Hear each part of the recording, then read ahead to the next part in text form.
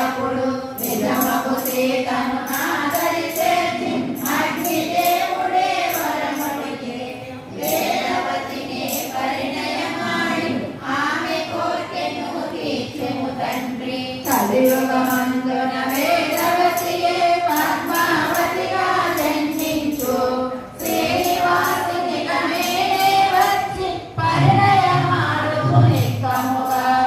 అప్పుడు నేను యుంచిన వరమే సఫలము చేయగనే వచ్చితిని.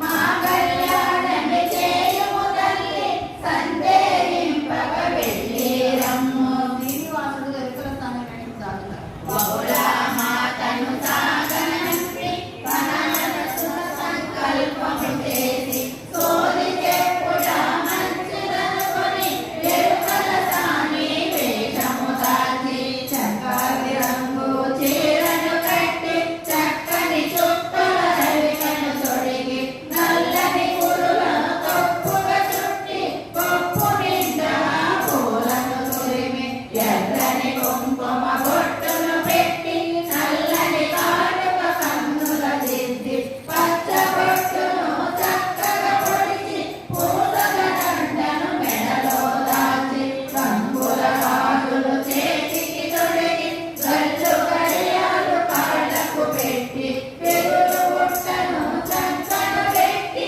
చిన్ని కర్రను చేతను పెట్టి అడ్డ